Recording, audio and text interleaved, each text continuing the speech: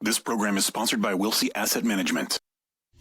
Welcome to your commercial-free, uninterrupted investment show, sponsored by the SEC-registered investment firm, Wilsey Asset Management, a fiduciary firm owned and operated by President Brent Wilsey, who has been putting clients' investment needs first for over 40 years. The Smart Investing Show has been giving unbiased financial information for over 27 years on local radio stations right here in San Diego, providing you with fundamental analysis on stocks and investments you want to know about.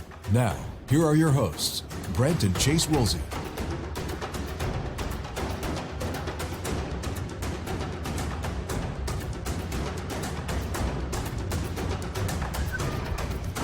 Well, good morning and welcome to the Smart Investing Show. I'm Brent Wilsey. Just about 8:02 on Saturday morning. Great to have you here this Saturday morning and every Saturday morning. Talk about your money, your investments, all the important things going on in the financial world. And as always, at the Smart Investing Show, we're taking your calls to talk about your investment questions, to give you that unbiased, no strings attached, fundamental opinion about what you want to talk about. Phone numbers here, 866-577-2473. That's 866-577-2473. With me is Chase. Good morning, Chase. How you doing this morning? Good morning. Doing well. Well, I don't know about you, but I pulled up Reuters this morning and it says site under maintenance. So I don't know if don't worry. I've seen this before, and it always seems to work just fine. This isn't the maintenance that shuts the site down. Yeah. So don't be discouraged. Mine's stuck. Mine's not moving. Oh, if you're thinking about calling in, I think we'll be okay. Did you pull yours up yet? Yeah, mine looks to be just fine. Oh, maybe I'll start over again while we're talking. Yeah, I'm good. So you're good. If you're like, I don't want to call in anymore, don't worry. You know what? It's 8 o'clock. Mine's not working. I'm just gonna go home and maybe have breakfast. You can do the whole show since yours is working. Mine's not. Sounds good. I'm ready to rock. Oh, sounds like you're ready to rock. Well, we got a lot of things to talk about this morning. And very important yesterday, after the Fed Chair Powell. Jerome Powell, I believe his first name is Jerome Powell, spoke at the Jackson Hole Symposium. The two major takeaways that we had was the Fed will look at tapering its $120 billion monthly purchases of Treasury and mortgage-backed securities, and interest rate increases are still not on the table. And I'm just, I mean, it was good for the markets, but I'm thinking, you know what really worries me here, and I know we got more to talk about this, but what really worries me, I don't want to forget about this, but it's just like, I've seen this before, where you wait, and then all of a sudden, oh my gosh, we're behind, and you have to do these very large increases. I'd rather see a little bit at a time than getting behind the 8 ball. So I mean that's what we saw with Volcker years ago. Was they kind of got behind the 8 ball and they hiked so quickly. I mean that shocked the market tremendously. And what was that? Was that the 80s? That's when we had huge interest rates. Yeah, that was the 80s. Yeah, you had, mortgage rates, I think, hit 15% at that time. It was crazy. Yeah, because the 70s when we had runaway inflation, and to combat that inflation, they had to hike interest rates so quickly to kind of cool off that inflation. So yep. I agree there. I want to make sure we don't have that occur. And you know, I do want to point out, the Fed has signaled that the economy has recovered much quicker than anticipated. But they're still keeping an eye on that Delta variant. I mean, and they're saying, well, we're somewhat worried. We saw consumer sentiment for August. I'm going to say terrible. I mean, not good. But you know what? I've not seen any case increases. I'm not even seeing the numbers. Have you seen any numbers on that? I mean, I've seen, the cases are right. And I guess that's a good point. I haven't actually seen the numbers on the case right, but I've heard people, and that's the problem. It doesn't necessarily stem from the data. It's how do people feel about it. You're right. Because it's going to be, if people don't feel good enough to go out, that's what shocks the economy. So having that negative consumer sentiment number come out, that did concern me somewhat. I do think longer term, again, we talk about all this money in the economy. I'm not worried about it. I think this is a short-term kind of shock, but it's not going to be anything like we saw, of course, last year. I don't think it's going to be anything that's going to take down this market tremendously. It's just, I think, a little bit of emotion kind of coming back. And, I think that recency bias coming in as well, that people, this happened last year. We're going to be shut down again. It's going to be terrible. The masks are coming back, all these different things. I think that's what is worrying people, and I think that's what the negative consumer sentiment came from. And I think the Fed is, again, they kind of have to say that. They have to say, yeah, we're monitoring the Delta variant. They can be like, oh yeah, we don't care about that. That's true. You That's know? true. So I do think that is kind of weighing on things. I don't think it's really going to change much of their path at this point. And another reason for that is we did see the PCE, which stands for Personal Consumption Expenditures Index, and this is the Fed's preferred measure for inflation. That was also released yesterday, and the increase of 3.6% year over year was the highest since 1991. That's 30 years. It's a long time. That's a very long time. And their normal kind of target's about 2%. And again, they did say they'll let inflation run a little bit hot, but 3.6% is a strong number. We did a post last week on our social media, and it was about inflation. And the number of people said, yeah, even the cost of bacon is up. Everything is up. And we've said here before on the show and in our comments and so forth in media that we just don't see it being a short-term thing. I just don't see how it can be. And actually, somebody else made a good point, too, which I agree with them, is that many times inflation begets inflation because you got, starts with the energy. Well, that's going to go up. Well, now I got to raise my prices. And it just goes on and on and on. So I'm a little bit worried sometimes that they could get this out of hand or let this go out of hand. And I will disagree with you. I don't know necessarily exactly what your point was on the rising of interest rates. I do think that it'd be a mistake to stop the tapering and increase interest rates at the same time. I think that would be a major shock. Because what the tapering is, again, that's the Fed buying bonds, and it's $120 billion a month. I mean, it's a pretty substantial amount in the market, and that's creating demand for these treasuries and different products like that, which helps keep interest rates lower. And again, this is something that people have to think about, is all of a sudden the Fed starts to pull back on that purchase of treasuries. Well, now there's less demand in the market for it, which should, in theory, increase interest rates, right? Because there's less people buying it. So that is something to consider. And also, too, that you said inflation creates inflation. The other thought that I've heard people talk about is, well, I'm worried prices are going to go up even further, so I'm going to buy now, which increases more demand, which causes more supply constraints. So it's almost like a self-fulfilling prophecy. Once it gets rolling, it is something to consider. Yeah, and it's these things. I'm going to have to work on my site because I'm having trouble getting on here, but I want to focus more on what we're talking about now because it's just so many important things. But that kind of brings me up to the next one I want to talk about. As the jobs in our economy continue to come back, there is one set of workers that, I hate to say it sounds bad, but we've kind of likely lost them for good. What am I talking about? Well, as the most recent report, our economy was about 5.7 million jobs, or 3.7% below where we stood in February 2020 before the pandemic. But with a strong stock market, climbing real estate prices, and to change to the work environment, there's a thing we left out about the people retiring. Yeah. No, I mean, those 65 or older, I mean, they did retire in greater numbers. It's estimated, in fact, that 1.7 million more older workers and those 65 plus retired than was originally expected. And that's as of Q2 2021 during the pandemic. And I do believe this worker shortage remains the economy's biggest threat to inflation in the years ahead. I mean, it's something that you hear. And I talked last week about the inflation side of things where, the conference calls we're reading, it's like, gosh, well, we have to increase prices to offset cost increases. And yeah, we got to increase prices again.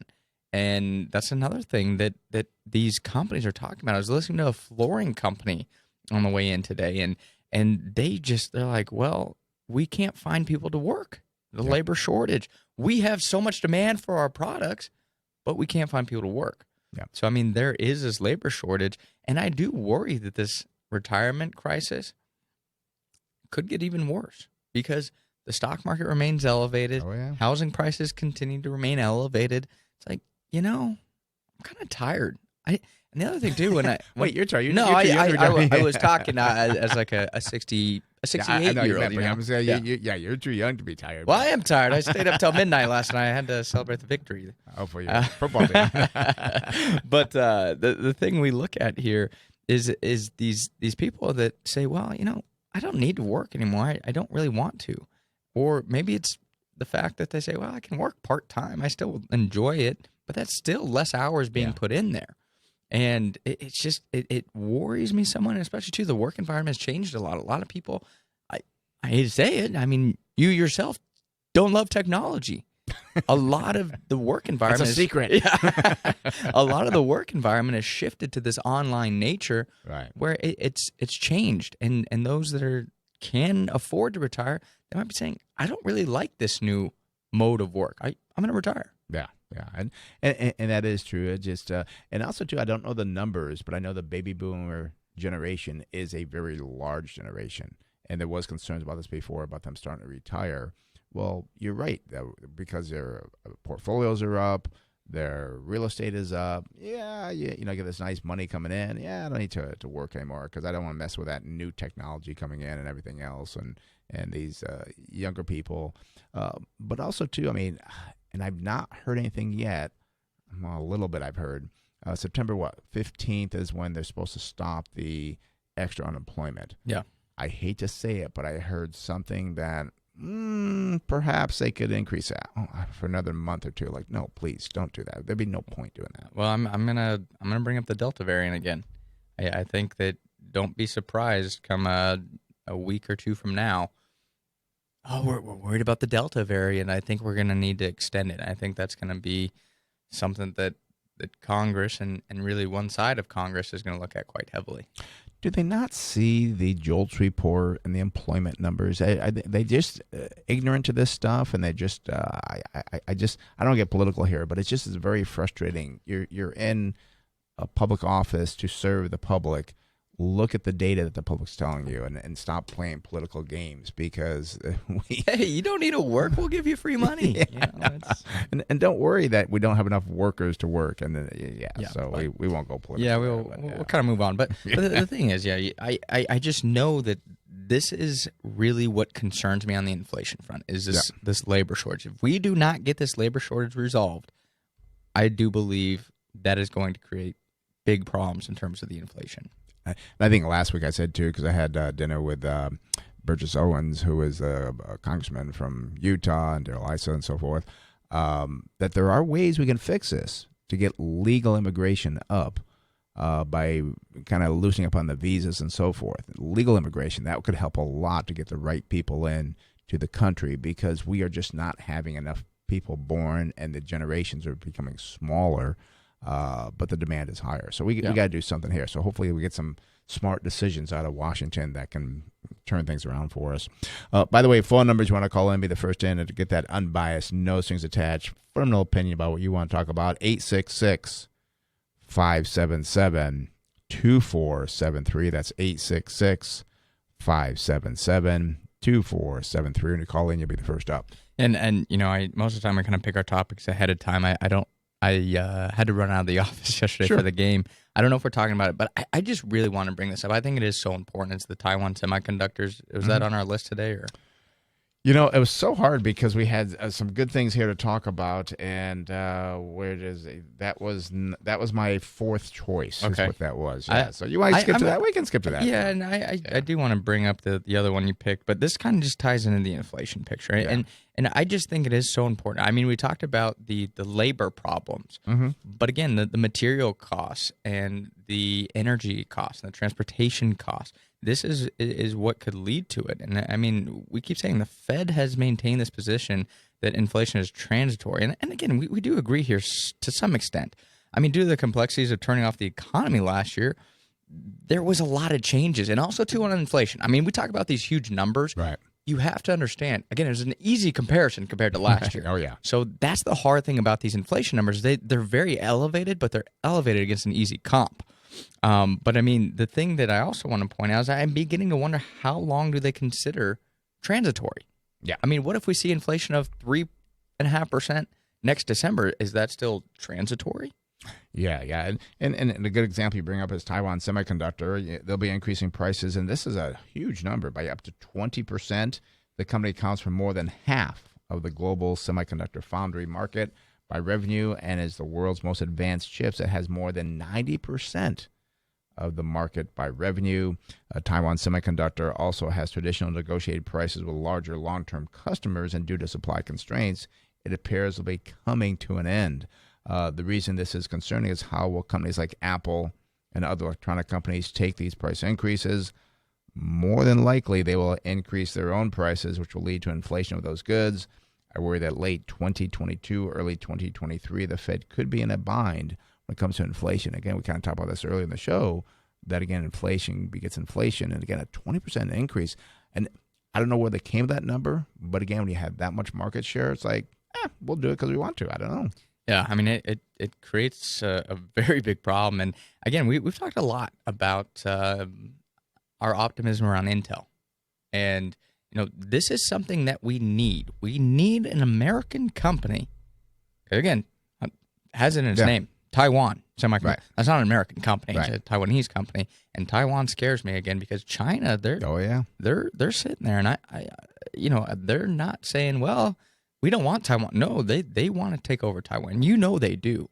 And what worries me, too, is China just sitting there kind of watching how the United States is dealing with this whole Afghanistan situation. I wasn't going to bring that up. Well, yes, that's part of it. Yeah, you kind of have to because, again, it deals with business. And if they're saying they're not doing much there, we're going to step into Taiwan and we're just going to roll them over. We're going to take it over. Yeah. And that does worry me a little bit, which means we got to depend more on the Intels of the world. And it is a situation that I think is developing day by day. I don't think it will hurt us that much, but it just worries me somewhat. Well, I mean, you look at, again, 50% of the market. Number one, that puts us at risk of, Taiwan Semiconductors kind of come in if they continue to take market share and be like, yeah, we're going to increase prices like at a rapid. I mean, 20%, as you said, is quite large. Huge. Yeah. Well, if they keep controlling the market and they force other players out of business, they can do whatever they want, essentially. Yeah. The other thing that can happen, and this is kind of, I'm going to say a doomsday type thing. I don't foresee this happening. What if China goes in, they take them over, and say, we're sorry, Apple. We want Xiaomi or Huawei to come back and actually be the dominant player. We're not going to give you any chips any longer. Right. That'd be terrible. So I do think that we need to have an Intel or other players step up here that we can rely upon, kind of diversify supply chains. So just something to kind of keep an eye on. And again, too, on the inflation side, it is very troublesome because, again, a 20% increase, and it may be a small component, but it is just one component. We talk about transportation costs. We talk about the energy costs. I mean, there's so many other components that are rising right now that companies, again, Taiwan Semiconductor said, this goes into effect next year. Right. So this isn't even in the inflation numbers right now. So there's this transitory inflation occurring, supposedly, what the Fed says, but it hasn't really hit in consumers in all areas yet because companies are still working their way through price increases to offset the price increases that they've had on the cost side. Yeah.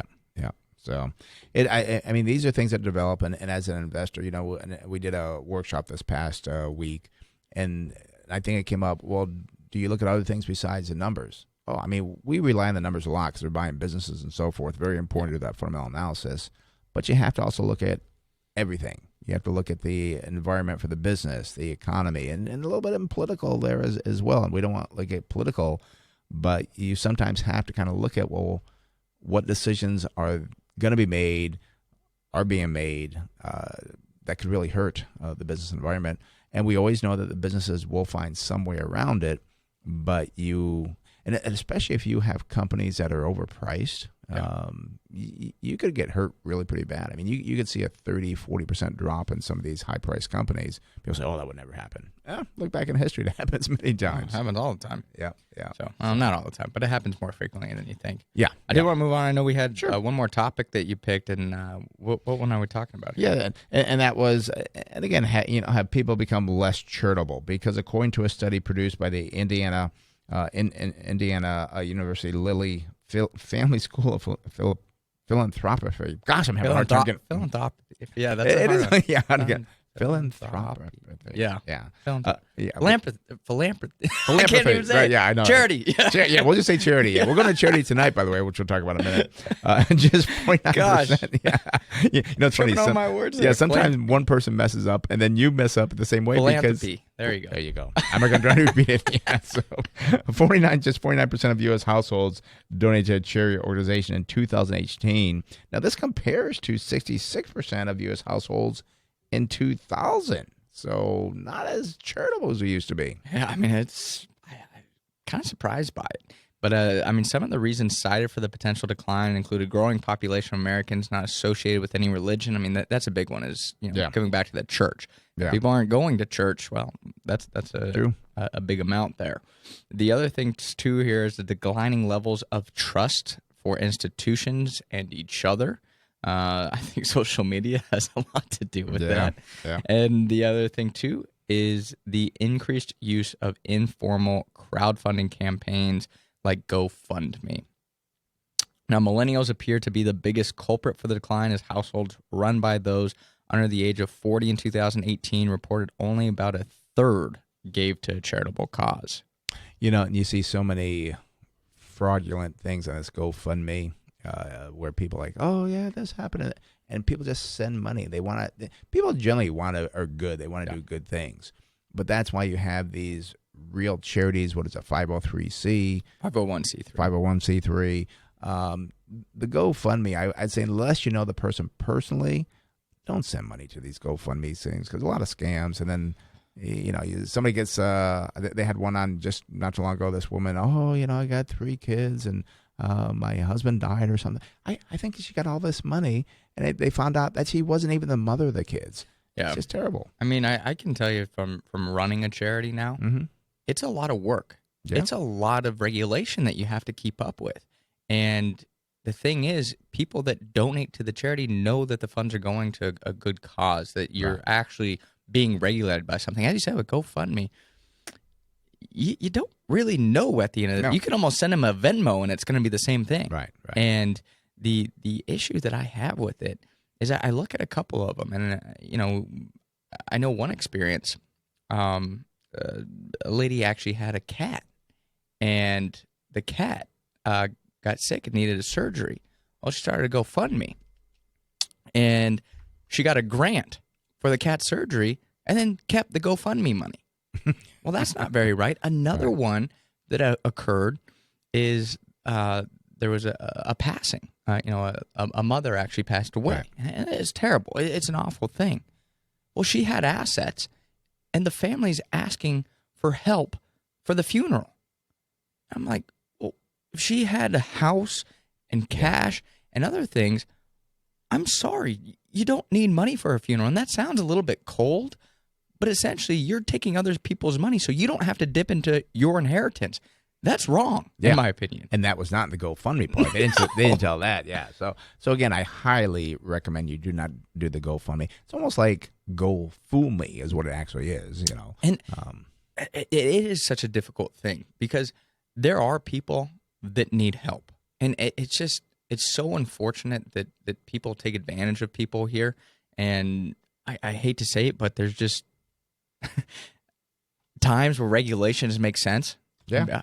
Oh, I hate regulations. They're so hard to deal with, but they're necessary at times. And in times like this, when you're giving to a charitable cause and hoping that your money is going towards something beneficial, well, gosh, I've just seen too much. I'm definitely been tainted by the stories I've heard of GoFundMe. Yeah, and it is a shame because people do want to do good and give and so forth. So, well, gosh, 825 got all phone lines open. 866-577-2473. That's 866-577-2473. Yeah, I was going to say, we talked a lot about inflation here today, and we've been doing our smart investing weekly stock analysis on YouTube now, and we talked about a company, Dollar Tree, yesterday, and it was a fun one because we were talking about how does inflation impact a dollar store? What's that going to look like? So if you want to kind of learn more about that Dollar Tree segment we did, it is on our YouTube channel. Again, you go to YouTube, Smart Investing with Brent and Chase Wilsey, and then you'll go to the weekly stock analysis section there in our channel. You can watch that video and go ahead and subscribe to that channel. Again, Smart Investing with Brent and Chase Wilsey on YouTube. Because again, we've been doing this on a weekly basis, so we'll continue to kind of provide different stock tips. And it's kind of fun too because we get to go through different stocks here with our callers, but when we do the YouTube, we have more time to kind of dive down deep into these companies. So I think it's quite beneficial for our listeners that enjoy our analysis of these companies. Yeah, and it does make a big difference on that as well. So, all right. Well, gosh, I got all excited. I thought, yes, Reuters was coming up, but it's not coming up for me. And it's fine on yours. Well, you use Apple, huh? Yeah. Yeah, I'm wondering if there's something wrong with the computer system here because it's just It's happened before. Yeah, it has happened before. So, but yeah, we can still do it. I'm going to kind of let you kind of do the whole thing so I can get my computer up and going here. But let's go to the phones. Phone numbers again, 866-577-2473. That's 866-577-2473. Let's go out to Arizona and speak with Roland. Roland, you're in the Smart Investment with Brent Chase. How can we help you? Yeah, well, I get these news feeds on my phone, and a stock popped up this morning that caught my attention. It's a Poway company called Cohu, C-O-H-U. All right. And I don't know if you've covered that. I listen most weekends, and I don't recall it, but it's an article from Motley Fool, and a lot of their stuff is, nonsense, but the numbers, a quick look, the numbers look somewhat appealing. So I thought I'd get your take on it, particularly since it's in your neighborhood. Yeah, of course. And I love Poway. I coach at Poway High, so glad you're calling here about Cohu. And let's take a look at the numbers. It is in the semi-conductor space, which we kind of spent a little bit of time talking about our interest in the space. So it could be a big benefactor here. So again, the ticker symbol for Cohu, well, it's Cohu, C-O-H-U. The current PE ratio here, Roland, looks pretty strong at 12.95 compared to the industry average of 34.85. Current price to sales, well, that's 2.1 versus industry average of 6.7. Current price to tangible book value, that stands at 4.1 versus the industry average of 21.7. And current price to cash flow, 9.4 versus an industry average of 21. So valuation ratios for Cohu here look just phenomenal. Company does not pay a dividend at this time, but wow, these growth rates, gosh, I'm mind-boggled by them. I mean, sales growth over the last 12 months of 44.8% compared to an industry average of 18.3%. And earnings growth, gosh, I'd have to dig a little bit deeper into this as how earnings grew at such a rapid rate, as they were up 330.8% compared to an industry average of 16.9%. Turning to the balance sheet, more positive news here. Current ratio of 2.6 versus an industry average of 2.4, and total debt to equity stands at 25.6, while the industry is at 61.6. Now, looking at management effectiveness, the return on capital of 13.4, that's a good number. I normally like to see that above 10. And return on equity of about 20, again, exceeds our normal hurdle rate there of 15. Looking at profitability, the profit margin of 15.9. Wow, this is the first negative. I'm not even going to call it a negative. I'm pretty happy with the profit margin of 15.9. It is slightly below the industry average at 18.7, though. And receivable turnover at 4.9, below the industry of 9. Inventory turnover at 3.1, again, below the industry average of 4.9. So overall, I mean, numbers here for Cohu, I mean, they're very, very strong. Now, looking at the numbers here for the current price, $35.27. It has fallen tremendously off the 52-week high of $51.86, but it's also up substantially from the 52-week low of $15.73. If I go out to December 2022, I see estimated earnings per share of $2.99. We use our 16.6 multiple on that $2.99.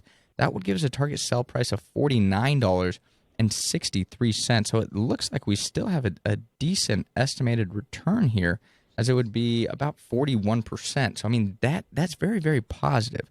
Now, one thing that concerns me with Cohu is again, the volatility of these earnings. I mean, I look at 2019, the company made just 9 cents. 2020, $1.19.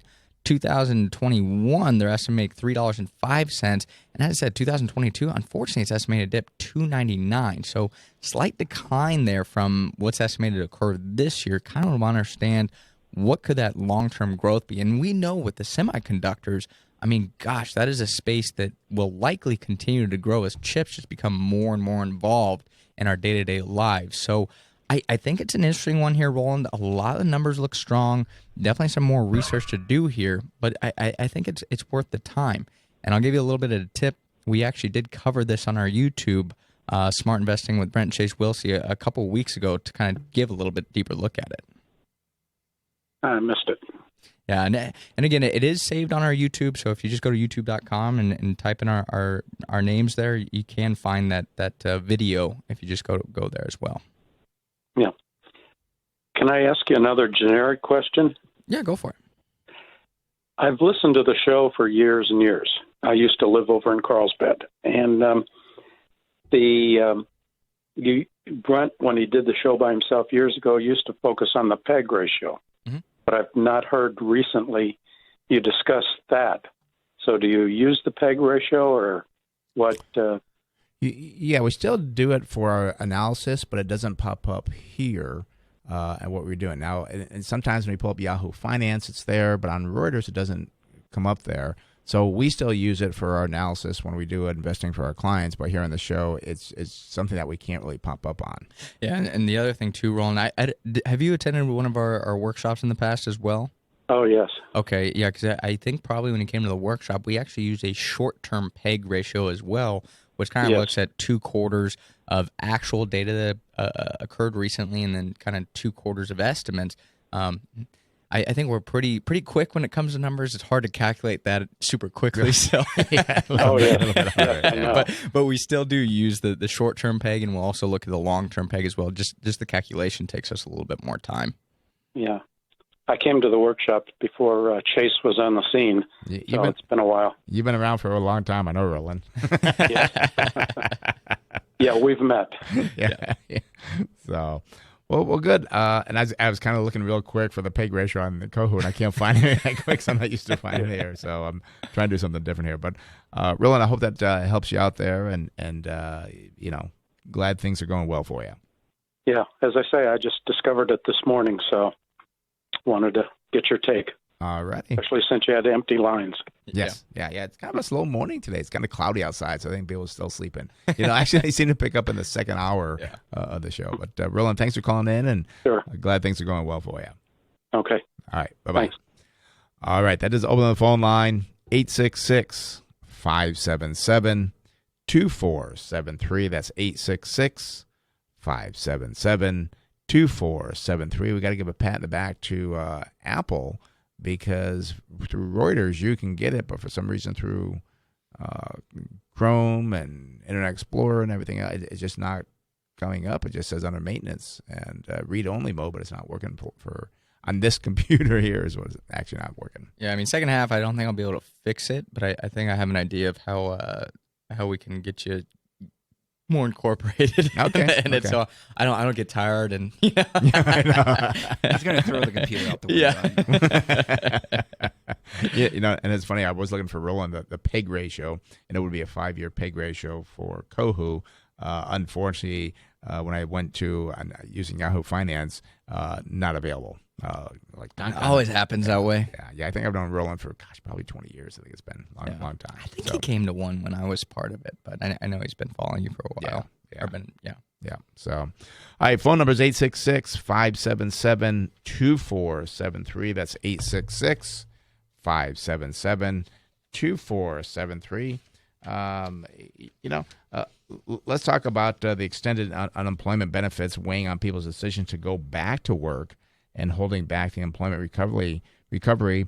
The 10 states with the lowest unemployment rate are all led by GOP governors, while the 10 states with the highest unemployment rate are all led by Democratic governors. Yeah, I mean, the 22 Republican-led states have ended unemployment benefits, while Arkansas, Indiana, and Maryland have tried to end the program but were forced by courts to resume the benefits. Louisiana is the lone Democrat-run state to end the enhanced unemployment. And again, I'm curious what people are looking at here to say unemployment benefits aren't having an impact on the unemployment rate. I think that's pretty clear cut. Yeah, and to me, I'm sorry, it's not a political thing. I mean, it did kind of come up that way, the way we said it, but in reality, people need to go back to work. Well, it is a political thing because they're making a political thing. Yeah. I mean, if you have exactly 25 Republican governors and 25 Democrat governors, and 25 Republican governors do it and 25 Democrat governors minus one don't, it's a political thing. Right. But it's an economic thing when you look at it at the end of the day. Yeah, that's why I look at more the economics of it, and I'll see more Republican governors did do drop the benefits than Democratic governors. But it's an economic thing. People need to go back to work, and I just wish that these other governors would wake up and say, yeah, we can get more people back to work. Maybe the question is they don't want to get people back to work. Maybe they do want to go more and like, oh, people shouldn't be working. I don't get that concept at all. But our country is, I was watching, started watching on Netflix, Designated Survivor. And how patriotic, and I'm in the first season, so I know it's kind of changed things, but how patriotic people are and so forth. And that's what it is. In the United States, you have the opportunity to work and do things and so forth. And I don't care if you're a Democrat or Republican, the thing that I always thought was great about the United States was that, yes, we can make it ourselves and do ourselves. We don't need assistance from the government or somebody else who not live off the government. So that's how I kind of view it. And again, I want people to work, and we got those jobs. We talked about people. We got those jobs, and can't get things done. So. Yeah, I know. It's definitely a tough spot to be in. Yep. So, all right, let's go back to the phones here. Let's go out to San Diego and speak with Andrew. Andrew, you're in the Smart Invest Show, Brent Chase. How can we help you? Hey, guys. How we going? First-time caller here. Oh, well, glad you're calling. How you doing? Doing well. How you doing? Good. How can we help you? I'm calling about Viva, V-E-E-V. I've been long this company for a little bit over a year now, and they've had seemingly pretty good growth, good numbers, and I want to see what you guys were thinking about them now, because I want to see if I should keep holding. Okay. Doing some analysis lately. And are you up or you down? Where do you stand? Oh, I'm up. You're up? Okay. By a lot or a little or what? Oh, yeah. 40%. Oh, okay. Well, that's pretty good then. And I'm sorry, the ticker symbol for that is VEEV. Okay, perfect. I got VEE, so I missed the V at the end there. But let me pull that up for you there, Andrew. Yeah, and I'm not able to get Reuters here, so I'm going to look at some different things here for you that I can find here. Taking a look at the trailing month PE here, it's a 127, which is obviously extremely high. The forward PE also very high here. It's a 93. We did talk about the PEG ratio. PEG ratio is 4.2. That's not too bad, but it's still kind of pricey. We got a price to book of 20.1. That's expensive. Price of sales, 33. That's expensive. We got a lot of expenses here that are pretty high. But you do have a nice profit margin of 26.2%. Return on equity, 19.3. That is good. Looking at the revenue is about $1.6 billion. We do see they got about $2.1 billion cash on the balance sheet. That's good. Debt to equity, not so good, 2.5. That's a little bit high. We'd like it no higher than 1.4. You got different numbers? What do you got? Yeah, and you said this is Viva Systems, correct? Is that the company I'm looking at? Sure. Yeah, I'm looking at Viva Systems. Yeah, symbol V. You getting different numbers, Chase? Yep. Well, maybe what do you got? Because maybe let me go through the company comparison here. Yeah, you see what you got. Yeah. So, and maybe I'll do the analysis on that was going to be my thought process. So, let's take a look. Let's start over on these numbers here for you, Andrew. So, starting with the valuation ratios on Viva Systems. So, the current PE, I think this does match what Brent said, but 123.6. I mean, very, very elevated. I mean, this company is expensive. Industry is very high as well, though. It's 71.8. Current price to sales, 32.4. Wow. I mean, that is very elevated as well compared to the industry average of 13.01. Looking here at the current price to tangible book value at 26.6, that does beat the industry average of 103.6, but is still very, very high. And current price to cash flow of 115.5 also exceeds the industry average of 40.5. So this is, my guess, a very high growth company. It is not a value company. No dividend here. Sales growth over the last 12 months, very strong, 30.5 compared to the industry average, 17.6. And earnings growth over the last 12 months, up 31%, while the industry was up about 22%. This is where the numbers sounded completely different than yours because the current ratio here, very strong, 3.52, and absolutely no debt on the balance sheet. So that is a big positive. I'd want to double check that since we got deferring numbers here, but I do trust Reuters. I know we've had some issues with Yahoo in the past. Looking at management effectiveness, return on capital, 18.7. That's a strong number. Return on equity at 19.3, also a very strong number. Profit margin here, 26.2, also exceeds the industry of 18.3. and receivable turnover comes in at 5.3. Liability industry is 6.5, and no inventory turnover for the company. Do you have what the company does by chance, or Andrew? Cloud services Cloud for services? healthcare industry. Okay. Healthcare Oh, industry. Okay, that's a double banger there, I would say. Healthcare and cloud. Oh, people love to see that. So I think that's why there's a lot of kind of hype and momentum built into it. I'm glad you've done well on it, but I'm going to guess the target sell price on this business is going to be a little bit lower. I did want to look at the stock does trade pretty lofty here. $330.42 close on Friday. The 52-week low is $235.74. The high is $343.96, so bumping up against that. They do have a big market cap of $50 billion, but that is because of that expensive stock price that you currently have. Let's take a look at the earnings going forward here. We do see going out to 2023, I guess that'd be December 2023, we see 22 analysts, so a lot of analysts follow this. They're looking for the average estimate of $3.99. Put a multiple of, I can't use a 16.6 in my head, but just using 15, you'd be looking at, $60 a share. So this is very, very expensive on that. Let me see what else I can find out here for you. They did actually, over the last 4 quarters, they did beat every time. They beat by 12.5% 4 quarters ago. Most recently, they reported they should be having earnings coming up. I show here April 29th. They beat by 16.7, so that'd be probably pretty soon. You're going to get the numbers coming out here. Yeah, and I was going to ask you, Andrew, is this in like an IRA account? Is it just in a normal investment account? Where is it? Just normal investment account. Yeah. So, and have you held it more than 12 months? Yeah, so I was trying to get the long-term capital gains. Yeah. I mean, I was going to say, personally, we're not growth investors. This is definitely a growth investment company. Does not subscribe to the value philosophy whatsoever. I mean, it could go higher, but it's really playing more into that momentum trade. I know personally, I would sell this company. It's very expensive. You've done well on it, but I'm concerned about how long can this growth last. And, as I said, very well could go higher, but I think there's a lot of risk involved with it. And also, one thing I did notice, too, that 60 days ago, the earnings were $4.03 for the year ending 2023. They're now $3.99. So could it be peaking at the top? That's what up here. Percentage-wise, how much does it make up of your portfolio, Andrew? Oh, not much. Just a small little chunk. Okay. Yeah. So again, the way we invest and so forth, we would have to say, yes, it's a sell. Doesn't mean the stock won't go higher, but it is very, very expensive. All righty? Thank you, guys. Okay, Andrew, thanks for calling. Have a good one. Bye-bye. Bye-bye.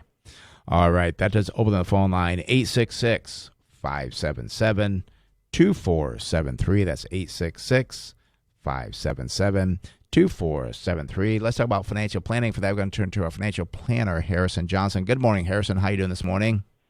Good morning, guys. I'm doing well. How are you doing? Good. I know today we got a very interesting topic talking about tax filing versus tax planning. I think sometimes people think they are the same. Well, what's the big difference? You're going to explain that to us, correct? Yeah, absolutely.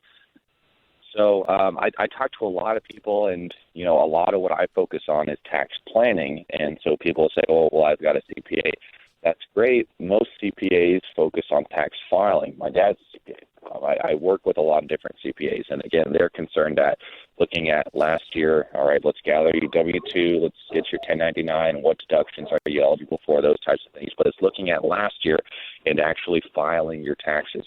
Tax planning is forward-looking. So what can we do this year, next year, 5 years down the road, 10 years down the road? How can we reduce your future tax liability? So instead of filing taxes, it's more about actively making decisions to make sure that your future tax liability isn't too high. In order to do that, we have to understand what your assets look like. Where are your assets? What does your income look like? How is that going to evolve over time? How could potentially tax laws change over time? And so by understanding that, then we can say, well, what accounts should you be adding to? What assets should we focus on growing? How should we withdraw your income from different types of assets and different types of accounts? When is it appropriate to sell certain types of assets, and how should we go about doing that? When should we focus on trying to convert things over to Roth? How can we avoid capital gain taxes? So in that sense, the real goal is then trying to increase your after-tax asset growth and after-tax income. So I think a kind of a easy way to break this down as well is, I mean, tax planning is really more future looking, where the tax filing, it's in the past. I mean, it's done. You can't really do anything. I think people a lot of times go to the CPA and say, well, I don't want to pay much in taxes. Well, it's too late because you made all the decisions last year anyways. That's exactly right. Because, you file your taxes April 15th for the year before that. So in many cases, there's not much you can do other than like putting a little bit of money in an IRA maybe. But, you're kind of locked into that tax liability. And so people say, okay, my refund is whatever, or I owe this amount. Okay, that's kind of what you have to do. But if we can say, okay, that's great, but what can we do going forward to make sure that your taxes are as low as possible is really the benefit of tax planning. Yeah. And I think it is just so important that people understand that, well, your decisions have consequences. It seems like a lot of times people, they just make these decisions and think about it after. And I think this is the real value that you provide. You kind of provide that sounding board to help people say, well, this is going to be the impact of that decision. If you want to still do it, it's your money. You do what you want.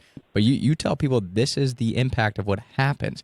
And I think a lot of times when people are doing this by themselves, they don't really think about the consequences, which is again, where you come into play.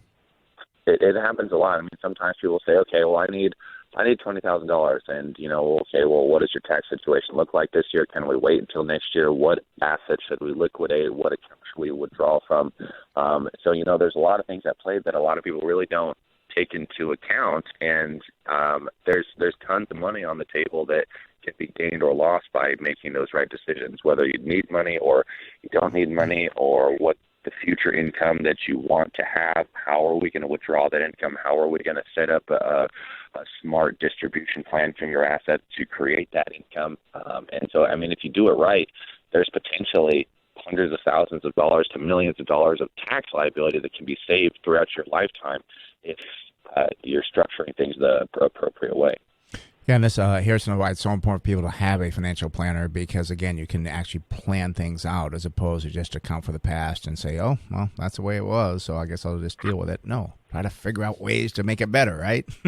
Yeah, absolutely. I mean, that's really the whole point, is how can we make it better? I almost think it's like a company. When they report earnings, is they get audited. Well, the accountants audit the books. The company doesn't come to them and say, well, how can we increase earnings at the end of the quarter? I mean, it's already in the past. It's done. I mean, it's the same thing with the taxes, as you said. So very, very, very important. I think it's a great topic that you brought up there for people to understand the difference. Yeah. Well, Harrison, thanks you very much. We'll see you on Monday. Thanks, guys. We'll see you Monday. Okay. Bye-bye. Again, that's Harrison Johnson. Here's our financial planner, CFP, from Wilsey Asset Management. If you want a free consultation with him to sit down and talk about your whole situation, maybe you have a financial plan, you're not sure if it's really working, or maybe you don't have a financial plan, you want one, give him a call for that free consultation. 858-546-4306. That's 858-546-4306. I'd like to speak directly to Harrison. If you want to go to our website, you can find him there on the website as well, smartinvesting2000.com. That's smartinvesting2000.com. All right, shoot. And I was just ready to go to June in San Diego. She had a banking question, and she hung up. So, June, give us a call back, 866-577-2473. That's 866-577-2473. I know sometimes people call, they're in the store and stuff, and then they get up to the cashier like, oh, I got to go now. So June gives a call back. We'll talk to you. Let's go out to Wayne in San Diego. Wayne, you're in the Smart Invest Show. Ben Chase, how can we help you? Morning, gentlemen. I'd like your opinion of the stock. The name is Five Below. It's like Dollar General and Dollar Tree, except their merchandise is $5 and below generally. Oh, symbol is FIVE. They're coming. There's one. They're coming into San Diego now. I was going to say that they started kind of more East Coast, or was it? Right. Yeah, they're out of Philadelphia. Okay, yeah, I know they were quite big out there, and then they've kind of slowly been expanding across the country. Because I do think I saw one, gosh, off the freeway, kind of. There's one in Mira Mesa. Okay. They're opening one next month supposedly in Santee. Okay. If you go online, They show you pictures of the stores. It's real similar to a Dollar General, Dollar Tree. Yeah. $5 is too expensive for me. I like the dollar. That's 5 times the cost. I am very curious on this company. But let's look at the numbers first. JJ, you go ahead. I'll take the other side. Gosh, they sell their products at 5 times the cost, and it looks like their valuations are 5 times the price as well. I mean, I look at the current PE. Why is it trading at $200 a share? Is what I want to know. Yes. I mean, I look at the valuations here. Very, very pricey to start. Current price to earnings, 54 times, which is below the industry average of 61. But gosh, I mean, I said we took a look at Dollar Tree yesterday. The valuation of that company much stronger than 53.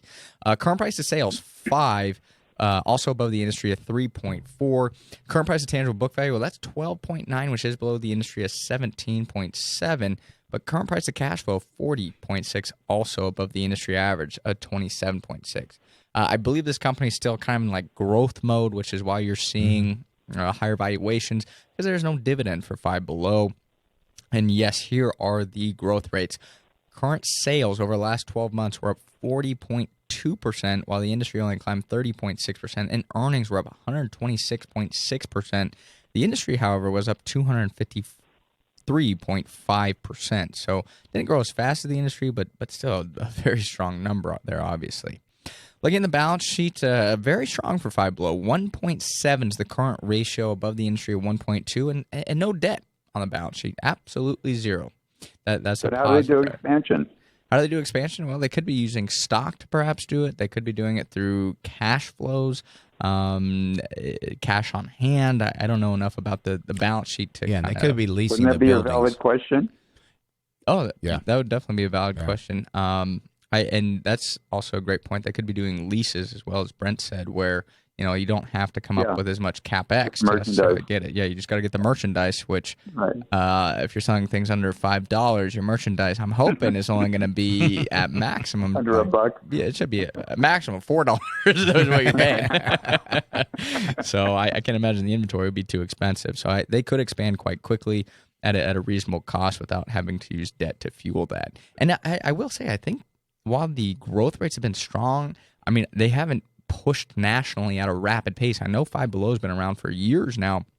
It's not like they're everywhere. So I think they might have done a methodical where they're able to use that cash flow to kind of do it over time. Yeah. I think they plan to open like 170 stores nationwide this year.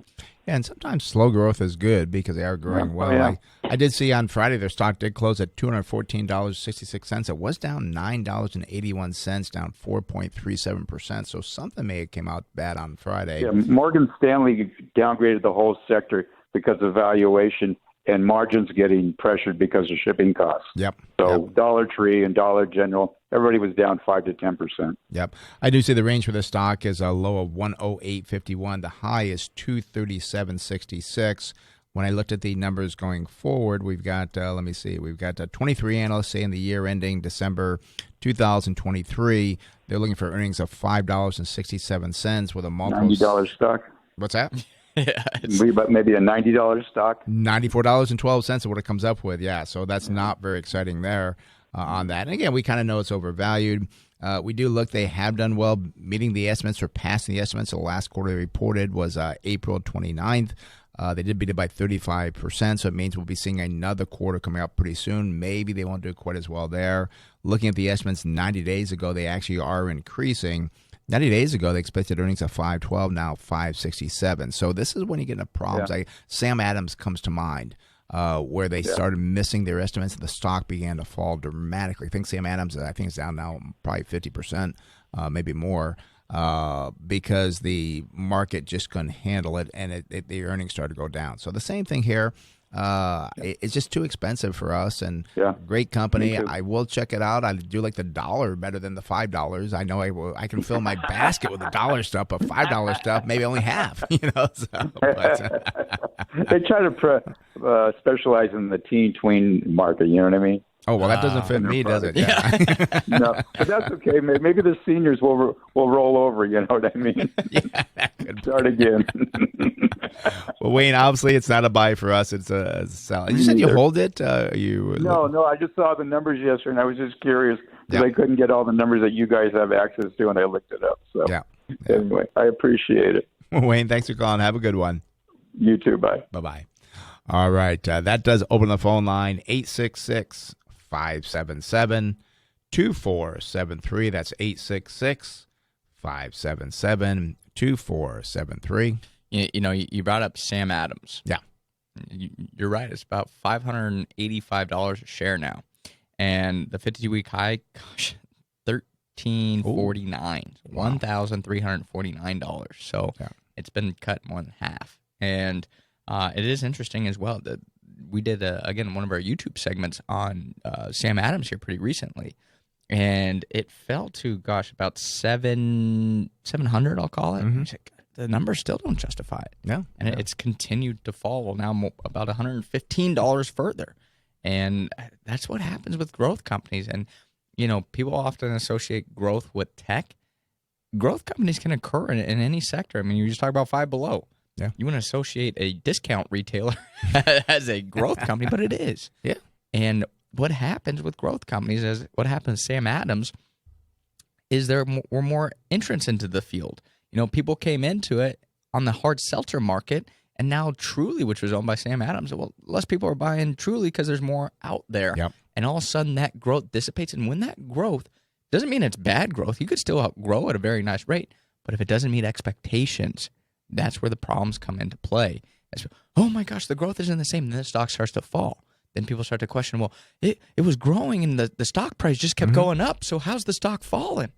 And actually, we hold a beverage company in our portfolio, and we were kind of concerned about that. But when we read the quarterly report, actually they said, no, they're actually growing on their hard seltzers. So again, that could be the expense. And I remember talking about in the office, that's probably the expense of Sam Adams because they took the lead. But this is why you just don't overpay for things, because the decline is just huge. Now, value companies, we tell people, yes, they're going to go down. They may go down 10, 15, maybe 20%. But again, Sam Adams being down, I guess, over 50%, I guess, yeah. So that's why we don't like growth companies. And also, too, growth companies, where does it end? You know, I mean, at least we have a discipline, and we'll never sell at the absolute top by the absolute bottom. But, and actually, tomorrow on my KOSI segment at 8:40 in the morning, I'm actually talking about that psychology of investing, which really hurts people more than they realize. And I'm going to show some of the things they use to justify why they're holding on to these high-priced stocks, and it just doesn't work well. But it's hard. I mean, that's why you've got to have a discipline. That's why you've got to have a fundamental analysis too, because you're not going to be right all the time, and things are not going to go up every single day. But when you see something drop, and actually when we see many things drop, we might say, wait, let's buy more. We're a growth company, I don't know. Gee, would you buy Sam Adams now? I know I wouldn't. Well, and this is what we said with the problem with growth companies when they start to fall is now growth investors aren't interested in them because the growth has dissipated. But if they've grown too far beyond reasonable valuations, well, it's going to take a while for value investors to be interested in it as well, because that's what we said with Sam Adams. He said the values still aren't there. So at what point will the bottom ensue when value investors would be interested in that company? Yeah, you got that period where nobody really likes the company. Yeah. Value don't like it, growth don't like it. So so everybody kind of gets out of it. So you got to wait to see which direction it's going to go. But it's just something that you have to look at. And again, I started doing this 40 years ago and realized that value is the way to go because it gives you. And I never get emotional about it. No. I've seen people with growth companies that get so crazy, like, oh, why is this happening and so forth? Well, it's because it's overpriced and you don't know where the bottom or the top is on it. So be careful with growth investing. So, all right, going to wrap up the first hour here. We do have Tim on hold in San Diego. You'll be up next. You want to call in 866-577-2473. That's 866-577-2473. You're listening to Smart Investing Show with Brent Chase. Stay with us. We'll be right back after this quick break.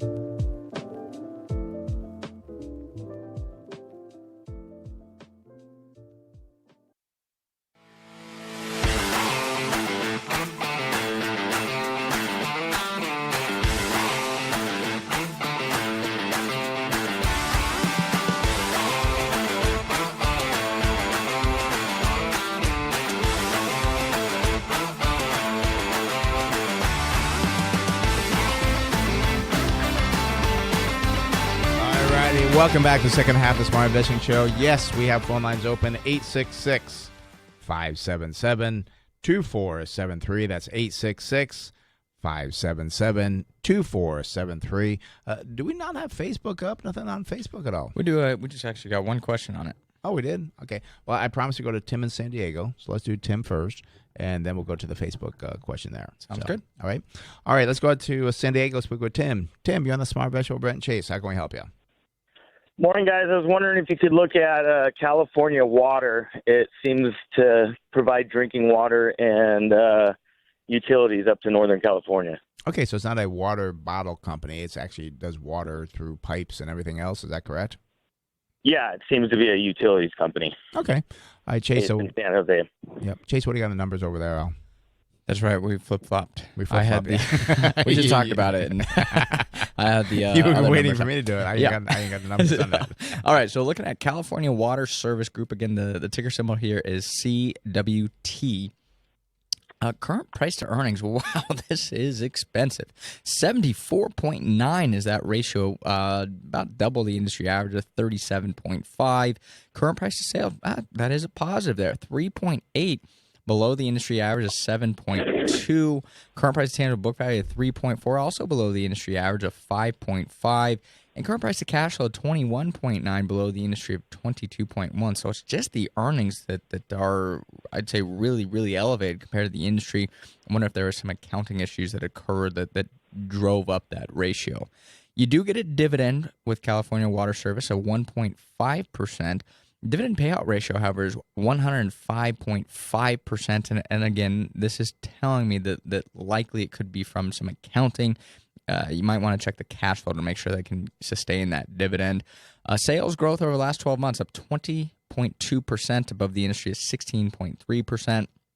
And earnings growth over the last 12 months of 149.5%, also above the industry average of 39.6%.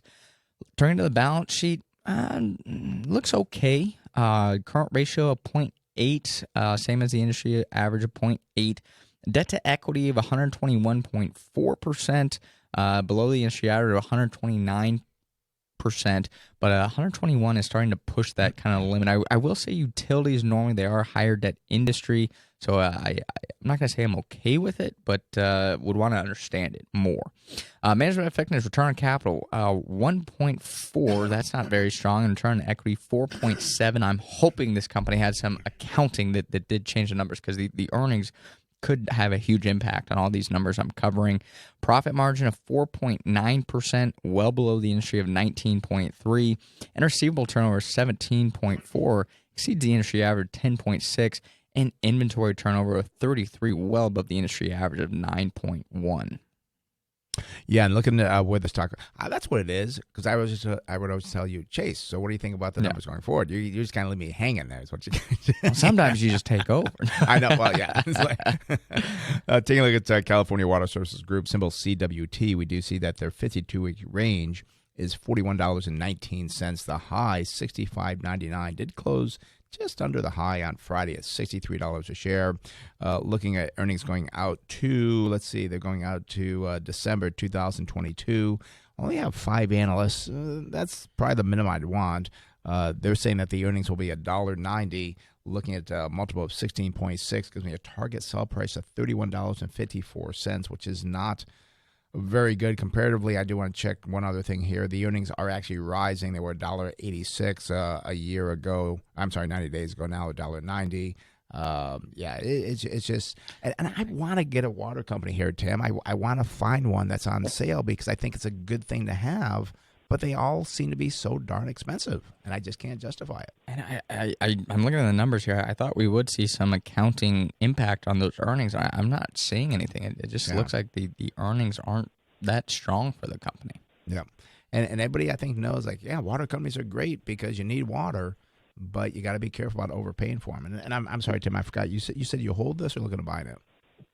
No, just looking to try and get into the water companies, and it seems like everything seems to be overpriced. So, I've been following it for a while, but it's like, I'd like to know about a public desalinization company. That'd be awesome to find out about, that was coming out to the West Coast. Well, and I've actually looked at a couple of those, and unfortunately, they're all overpriced. So water companies they're just washed up. Well, not maybe not washed up, but they're just expensive. I don't know what to say. I can't find one on sale. Yeah. So maybe what could happen is that we will have some correction down the road. Maybe you can find one then. But I've not been able to find a good water company. And again, we sell at 16.6.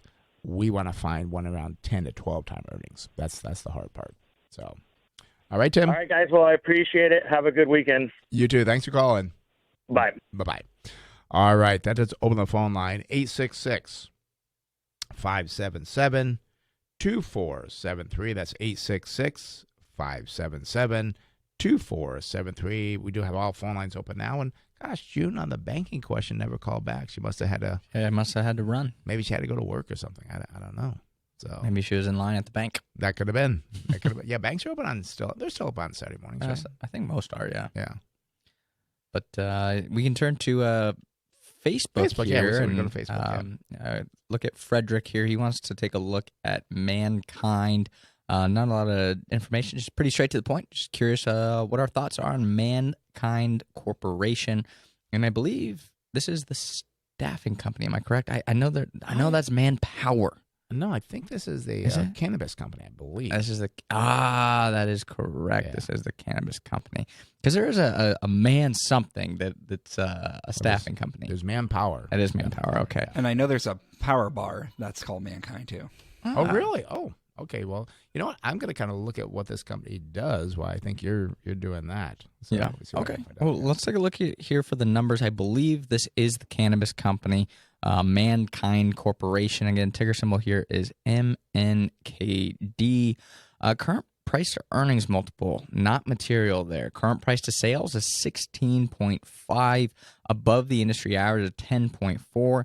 No book value, no cash flow. That's concerning. I hope that they just haven't released the cash flow statement, because not to have cash flow is concerning, but I know looking at the cannabis company a few years ago, I mean, the numbers were horrendous for these distribution companies. Yep. No dividend. Sales growth over the last 12 months, well, that's up 20.3%.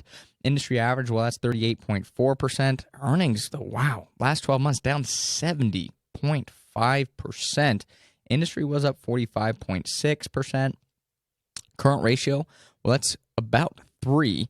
Same as the industry average at 3.5, so liquidity is strong there, but no equity. So you can't get a total debt to equity there. We want to look closer to the balance sheet, see what they have in debt. Return on capital, that's negative with negative earnings. No return on equity with negative earnings. Profit margin, well, it's negative 115.6%. So they are losing a ton of money. I don't like to see that. Receivable turnover, 12.6, above the industry average of 5. And inventory turnover, 5.1, above the industry average 2.1. And turning to Brent, what do we got going forward? I was going to sit here and wait to see for Mankind Corporation. Well, we were all wrong. You, myself, and Brendan all wrong. This is not a cannabis company, not an employment company, not a bar company. It is a biopharmaceutical company is what they actually are.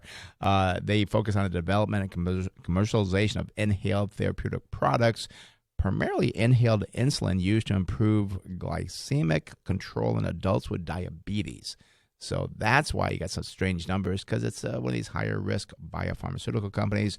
Let's look at some numbers going forward here with this company to see if I can find if they do have earnings going forward, because in the past it sounds like not very well here.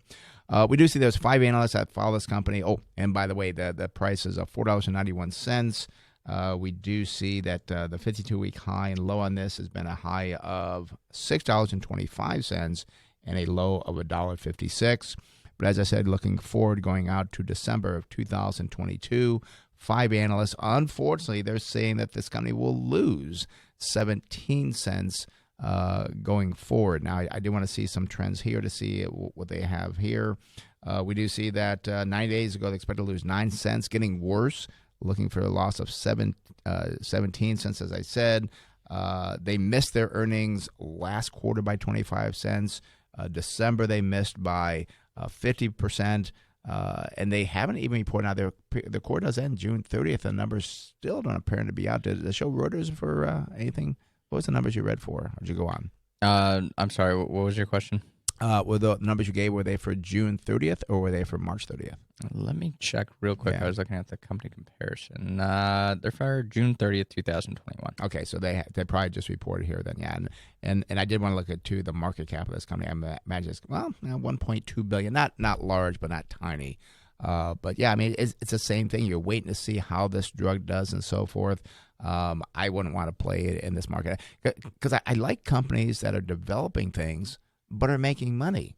I mean, this company going out December 2022, I'm going to lose what I say, 17 cents. I just can't justify this. And again, if it does well, I mean, the stock could go to 25 or 50, be huge returns. But on the other hand, too, and I think you said that they had no debt, which was good, I believe you said. Yeah. Yeah. So, well, no. Actually, they didn't have a debt to equity because there was no equity. No equity. Okay, yeah. So that can be very dangerous. So, no, very high risk, more of a gamble, I would say, than an investment. Not to say it won't go up, but I would not invest in this. All righty. Phone number is 866-577-2473. That's 866-577-2473. Let's go up to Temecula and speak with John. John, you're in the Smart Investor with Brent Chase. How can we help you? Hey, guys. How are you doing today? Good. How you doing? Fantastic. Thanks. Hey, I've been looking at, I've done real well with Prudential, and I'm looking at a couple other insurance companies and trying to get a little more into that space. So I'm looking at Cna Financial and wondering what your thoughts are on that. Okay. Yeah, and actually insurance companies do pretty well. There's kind of like a slow grower many times, but we like insurance companies. Chase, what do you got for the numbers in the past here? Yeah, and I definitely think we had a conversation in the office this week, and we just love insurance companies because, well, you think about it, they're really built to win, and I'm what I mean by that is they have all these actuary tables where they're pricing the insurance so it's favorable to them, where basically it's, to help people in a catastrophic state, but they still price the insurance that they come out ahead. So yep. I like the insurance business. It's a useful tool for people, but it also is a very profitable business many times. So, but John, we do have a warning for you. When you invest in these type of companies, go to a party, you're not going to be hit at the party. You're going to be the guy that, you're buying an insurance company. So I want something exciting, not insurance companies, but you make money with this. Chase, go ahead. So let's take a look at Cna Financial with that said. Ticker symbol again, CNA. Current price to earnings here, 9.5. It is above the industry average, 9.3, but gosh, less than 10 times earnings. That is a good value. Current price to sales, 1.0. That is below the industry average of 1.2. Current price to tangible book value, 0.96. Also below the industry average of 1.45. And gosh, you're paying less than $1 for the tangible assets of a company. I mean, that's a pretty darn good value there. Current price to cash flow, 9, above the industry average of 8. So again, slightly higher, but nothing that I'd be concerned with. Dividend yield here, you get a nice dividend of 3.4%, and they use just 48% of their earnings to pay that out. That tells me it is likely quite sustainable. Perhaps I could even increase it as earnings could likely grow over time. Sales growth. Over the last 12 months, we've seen a gain of 10.5%, slightly below the industry average, 12.4%, and earnings growth of 172%. Weird number here for the industry, up 747.5%. But again, not as good as the industry, but that's a very, very strange number. And also to have your earnings grow 172% while your sales were up 10.5%. We want to see what happened on the accounting side of that earnings growth. Looking at the balance sheet, no current ratio as it is a financial business. Total debt to equity at 21.9%. Again, a little bit different accounting for insurance companies, but tells me there's really probably not much concern there with the leverage that this business has. No return on capital, return on equity at 10.5. I'd like to see that a little bit higher there. Profit margin, 11% compared to 12.8% for the industry average, and no receivable turnover or inventory turnover for the business. Brent, what are things looking like going forward? And I knew this name looked familiar. This is our insurance company. I write them a check every month, so that's when I saw CNA. Why is that so familiar? I'm sitting there thinking, the name did sound familiar. I was like, CNA, yeah. Well, we do say that the stock did close on Friday. Closed at $44.35, up 48 cents, which is about $1, 1.1%. We do see the 52-week range a low of 28.37, a high of 49 and 8 cents. So it is kind of bumping on that higher side there. The market cap for Cna Financial Corporation is $12 billion, which is a pretty good number there. Looking out going forward to December of 2022, we do see we have 4 analysts. They say they're looking for a mean estimate of $4.41. I did look here to the range because of the low estimate of $4.15, high of $4.60, so just about in the middle, which is good. But what is nice about this, it gives you a nice target sell price of $73.20. And I like seeing something like this. It's again, it's not going to be exciting. It's not going to have some great new development, but you're going to have this nice growth year in and year out. Doesn't mean the stock's going to go up every single year, but nice growth with that. And I do see that they always do seem to surpass their estimates. I mean, last quarter they surpassed at 9%, then 24%, 18%. This is what you like in a company. And again, we have a stock market correction coming up. This will go down, but it will come back. So I like this company. Could even be a good one to look at for our portfolio. And I did see, I was just curious on the products. I know we use them for our business here. It does look like they do other property and casualty, including general liability, umbrella, cyber. They also have cyber, which could be a growing field, likely, especially as we see more cyber attacks. People are looking at a lot. Isn't that the company that we use for our cyber insurance? I think that's what we use. Could be. Yeah. I know. I thought we used them for just other business I read them a insurance. big check. It seems like every month like that. but my point being here, John, I would just want to understand: are they more business focused? Because that could actually be a nice diversifier. We do have an insurance company in the portfolio already that kind of focuses more on the property and casualty for individuals.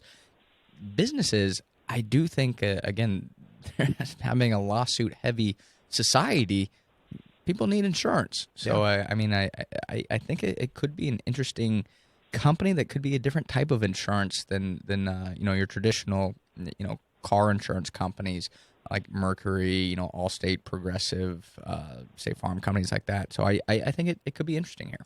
And John, I got to ask you, I think you mentioned you already have one insurance company. How many insurance companies do you have in the portfolio? I've just got Prudential. Okay. Is the one I have, and I'm in at like $40, so I'm real happy there because that's like an 11% dividend for me down at that price. Oh yeah. So I've looked at safety. I looked at this Safety Corporation and this one's kind of leaning to me. Safety might be a little small for me. It's a small cap, but it's probably I'm half and half in ETFs and stocks, and so it's probably about Prudential's probably about 4%. I've been looking at this for a couple of weeks now, looking in the insurance realm for a few weeks, just trying to figure out another way to go. And Chase, to your point, all businesses have to have insurance, right? I mean, the lenders require it, the landlords require it. Everybody requires it, so I think it's a great spot to be. Yeah, and if you have any type of business, I know I would not want to be without insurance. I mean, it could wipe you out, and all of a sudden everything you worked for 20 years is gone. So yeah, you need the insurance. And I will say, I'm just sitting here thinking about the cyber insurance. It's kind of twofold. We know a lot more people are going to need the cyber insurance, but how effective are these companies going to be at the kind of actuary tables of insurance costs? Yeah. I mean, we do know that. I mean, we've seen some major hits here lately. If insurance companies have to pay out a ton of money for the cyber insurance, it could ding them more. And the positive side of that is they'd likely increase their prices. Yeah, so, could that be like the long-term care situation where insurance companies got in trouble because unfortunately, or fortunately, I should say, people were living longer and therefore their tables were incorrect. So it could be the same thing on the cyber. Yeah. So hopefully not, because that's going to be terrible for the country. Yeah. But so, I mean, but we still like this company quite a bit. I mean, and then you got to kind of look to see, well, how much of the cyber insurance takes, part of it and so forth. So we like it, John. Yeah, great. Now, I think on that cyber insurance, the assumption I think is that they require companies to have certain, firewalls, right, in their systems, and so, I think it helps minimize the risk a little bit. So, but we'll see. Well, great. I appreciate your thoughts on it. Okay, John. Thanks for calling. Have a great one. Take care. Bye-bye. All right, that does open the phone line, 866-577-2473. That's 866-577-2473. 2473. Let's go down to Bonita and speak with Milt. Milt, you're on the Smart Investor, Brent Chase. How can we help you? Yeah, good morning, guys. I always appreciate your show. You have good information, rock solid stuff. And the question I have is on Smith & Wesson, SWBI. Okay, and do you hold that or looking to buy it? Yes, I do. All righty. Well, let's see what we got here, Chase. Yeah, well, let's take a look at the numbers here for Smith & Wesson Brands Incorporated. A current price to earnings multiple of 5.5, well below the industry average of 22. Current price to sales of 1.11. Well, that's also below the industry average of 1.97. Price to tangible book value standing at 4.8, below the industry average 17.4. And price to cash flow, 4.3, also below the industry average, 17.2. So I'm loving what I'm seeing here in terms of the valuations, Milt. Dividend yield of 1.3%, and wow, this is strange. Use just 3.4% of their earnings to pay out that dividend. I'm curious if they had some type of accounting on the earnings to the upside, because that is such a small payout, but still a decent yield. So I want to look at that dividend a little bit further. Sales, wow, over the last 12 months, up 100%. Industry was up 41.5%, and earnings growth 787.3%, while the industry was up 713.9%. Again, some very, very strong growth rates there for Smith & Wesson. Current ratio of 2.1, better than the industry average of 1.9. Debt to equity of 14.97, also below the industry of 49.9%. That is a positive. Return on capital for the company, 52.9. Return on equity, 74.5. I mean, these numbers are just, wow. Profit margin, 23%, well above the industry average at 8.9. Receivable turnover, 16.5, above the industry of 14.2. And inventory turnover, 6.7, above the industry average of 5.4. Not a single negative mark on these company numbers compared to the industry average. So with that, how are things looking going forward for Smith & Wesson? Chase, you may have mentioned it. I may have missed it, but Smith & Wesson, people may not know it's a gun manufacturer, so we're going to make sure that people know that, because that's why the big growth here. They did close on Friday at $24.42, up 17 cents. The 52-week range is a low of 14.50, a high of 39.61. So it has pulled back from the highs, which I kind of like seeing that, because I did think it got kind of pricey there. Looking forward, I want to see if I can get real quick, because Roland did mention about the PEG ratio. Unfortunately, I clicked on the PEG ratio, nothing there. So let's look at the earnings going forward, because we do see now this is disappointing here. They're obviously on a fiscal year. We have, for 2023, only 2 analysts that follow this, and that's very disappointing, because we like to have at least 4 or 5, but I'll go with what we have here. They give an average estimate of $1.90, and let me do the math on that. I'm using my calculator here on my phone, so $1.90 times 16.6 equals 31.54. So you still got some room to grow on that. I think even a buy is still there on it, but keep in mind, only 2 analysts. One says he's looking for earnings of $1.71. Another says $2.09. And just kind of look at some other numbers here. We do see that 90 days ago, the estimate for that period was $1.44. Now it's at $1.90, so that's positive. They have done very well, surprising on the earnings every quarter for the last 4 quarters. The worst surprise was 47%. So I like this company. It is a unique company because it is a gun manufacturer.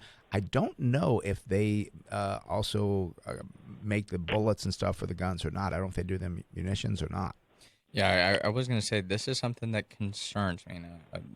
Kind of a point of caution is April 2021, the company made $4.54. That was compared to 2020 when they made 82 cents. Right. Astronomical growth. 2022, they're looking to pretty close to sustaining that, about $4.23. But April 2023, as you said, $1.90. I mean, that's a huge cut. I worry that, kind of once you go get your guns, I mean, there's not that reoccurring revenue stream. There's no like service that Smith & Wesson provides. At least I don't know of any that they provide for that kind of reoccurring revenue stream. That's why they'd be important to kind of look if they do make munitions, so that would help for revenue. Kind of like when we have like a truck maker that we had made the trucks, but also repaired the trucks and parts and so forth. If Smith & Wesson doesn't do that, I would say it's not a good buy, because how many guns? I know some people have 4, 5, 6 guns, but that's the rarity, not the normal. So I am not too excited about that as we talk that through, unless they're making the bullets for the guns as well. All right, Milt? Yeah, I appreciate your information. Thank you so much. All righty. Thanks for calling. Have a good one. Okay, you too. Bye-bye now. Bye-bye. All right. That does open the phone line, 866-577-2473. That's 866-577-2473. Let's go up to Oceanside and speak with Michael. Michael, you're on the Smart Investment Brent Chase. How can we help you? How you doing? I bought Alibaba right after it came out, and I picked it up at $92. It had a nice run, close to 300, and I know there's a lot of tension with China right now, but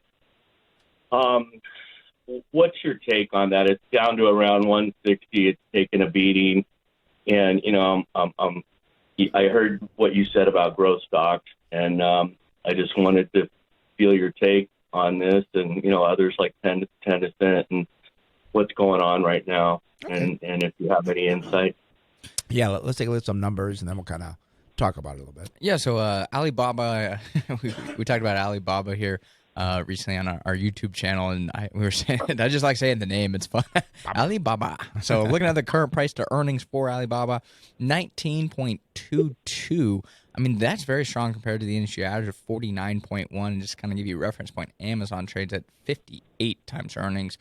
Current price to sales, 3.65, slightly ahead of the industry at 2.5.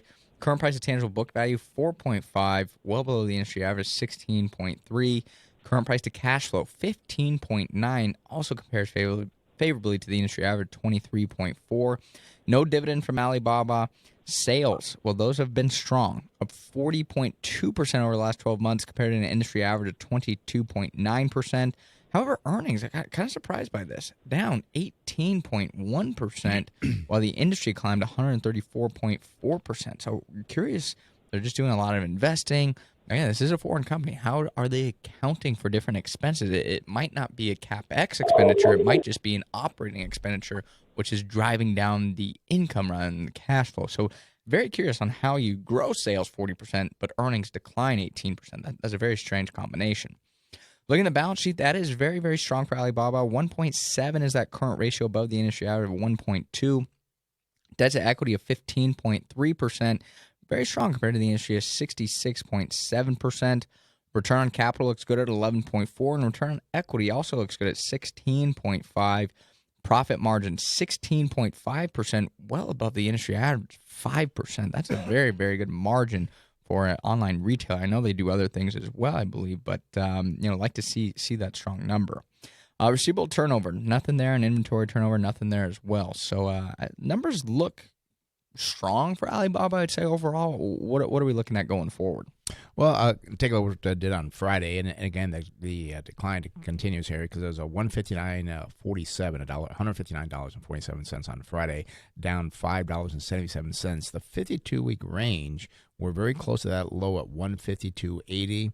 The high was $319.32, so just about down that 50% range. They do have a market cap of $436 billion, so a very large company. Now, I very rarely look at this, but it just popped out at me. These are the analysts. This is the one-year estimate for the target price.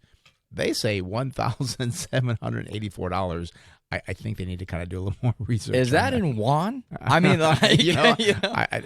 it could be, but right now I'm looking at all dollars, so I don't know why that would be in yuan. But that was just like those analysts need to maybe, unless they're really seeing something we're not. Does have a PEG ratio of 1.63, which is pretty positive. Looking at the earnings going forward, I do see a nice number here. 31 analysts. They say that they're looking for earnings of $73.09 here, and if I take a multiple of 16.6 on that, I do get $1,213. So that is at 16.6. And the thing to understand here, Michael, is this is an ADR. Yep. So the way an ADR works, it kind of lumps together different packages, essentially, of foreign listed stock. So I'm speculating here. I don't think we're going to have 10 times growth on that, just especially using the earnings multiples that we've seen, the sales multiples that we've seen. So I'm guessing that is in the Chinese yuan calculation, not the U.S. dollars. And, from Yahoo Finance, I'm getting some very strange numbers because 90 days ago it said the earnings were $12.05. As I said, now $73.09. There's something going on here. I'm not going to depend on these numbers, Michael, because they're crazy. But even with that, even if we had all good numbers, I still can't get over the fact that this is a Chinese company. We know there's crazy things going on. Earlier in the show we talked about is China watching what we're doing in Afghanistan. I mean, are they going to make decisions to go in and change all things? It would just worry me right now to invest in a Chinese company because relations with China right now, who knows what they are. And there's a couple other things that just scares the heck out of me with these Chinese companies. Number one is they've talked a lot about the data. And the government basically says, it's not your data, it's our data. And they kind of have control over it. Yeah. Number two, I mean, Jack Ma was a superstar. Where is he? Several years ago. I haven't seen or heard from him, especially in the capacity that he was out there before. Yeah, it's on CNBC and Fox Business, every place. Yeah, and then thirdly is just the accounting. And we've seen this before with Chinese companies. And I bring up the story of Luckin Coffee, where they completely fudged the numbers on the accounting side. And it wasn't until analysts here in the United States were able to kind of look at the, I don't want to say heat maps and saying, nobody's going to the stores. Right. And they were able to kind of filter through the accounting. And sure enough, it was fraudulent accounting. So I just, there's a lot that concerns me with China. The numbers could be great, and if everything falls into place with Alibaba, it could be a great winner. I'm going to say that. But also, too, there's just so much, I'm going to say, political risk with this company, way more than any other type of company. And Michael, I think you said you bought the IPO. What did you pay for it back then? $92. It was shortly after it came out. It dropped, and then it bounced back up. I kind of caught it on the way up. Yeah, because I mean, so you got it at 92, so you still have a decent profit in it. And how long ago was that? How many years ago was that came out? Ooh, maybe 5 years. Yeah, I mean, it's still probably, I'm going to say maybe a 10, 12% annual return. It's just, and the sad part is it's down 50% about from where the highs were. Like, gosh, you had such a great profit on it. Now that's gone. I couldn't sleep at night with what's going on around the world holding a Chinese company at this point in time. I'm recommending to take the profit. And tomorrow I talked about my KSI segment. I'll kind of be talking about that. It's one of the psychologies of investing is that we overprice what we hold. So I don't know if you're watching TV around 8:40 tomorrow morning, but I'll talk more about that. A great study that was done. And I think, unfortunately, it happened to you that, gosh, and the question is, why didn't you sell them as 300? Well, you probably thought it's going to 600 is my guess. But, that's what we're kind of told. So, but there's just too many questions on this to hold. I would take the profits and be happy with that. I don't really trust China. Well, do you want to hold one of their companies then? Yeah. I did have one other question for you. I'm 60 years old. I'm trying to get out of higher risk stuff and into be higher yielding. I know the high yield, low volatility dividend stocks have performed fairly nicely, and they're a lot safer. I was looking at SPHD and SPYD, which is Invesco and Spider's high dividend, low yield ETF. And I'm wondering what you think between the two of those, which might be a good avenue. And if that's a safe bet right now going into inflation and getting some safety in some high dividend yield stocks, especially an ETF, which may have a blend. Yeah, I'd be very careful of those. We don't use those. Again, we use individual management because you just don't know sometimes what's going on behind the scenes. Some ETFs, some mutual funds could be using options to try and enhance that return, try to get better. I just don't like the whole group investing. I mean, it's what we do for our clients. If you want to have a free consultation, give us a call, come in the office. We'd love to do that for you because it's just, I know where you're going. Being 60, you want to try to pull back a little bit, look more at income. I think looking at these ETFs or these mutual funds may be a problem. Yeah, and a lot of times you get some good stuff in the ETFs, but you also get a lot of bad stuff. And kind of looking at, we talk a lot about GE as a great example. I bet you years ago, GE was in that basket. Yeah. And we would have never held GE. We actually sold GE several years ago because its numbers didn't make sense. But they had a nice dividend. Well, they cut that dividend down to a penny. So I mean, I would rather. I mean, we had John Temecula calling about CNA financial company. I would rather find a nice insurance company that is paying good dividends, and they likely increase those dividends over time. I'd rather buy something like that, and of course, build a nice diversified portfolio, not just buy all insurance companies. Right. But I'd rather do something like that than just buy the ETF. Yeah, and Michael, we do have a good income portfolio that I guess 25% of our clients take income from the portfolio. So it's a different way to kind of look at it. If you want to, do you have a number at the office to give us a call if you want to? No, I don't, but I'd like to. Yeah. Let me give it to you here. You got a pencil and paper there? Yeah, I do. All right, it's 858-546-4306. 4306. That's great. Yeah. And I know you don't recommend stocks, but in an area right now to try and do principal preservation with some, yield better than it's going to be sitting in, some account somewhere. Mm-hmm. What direction might you look in?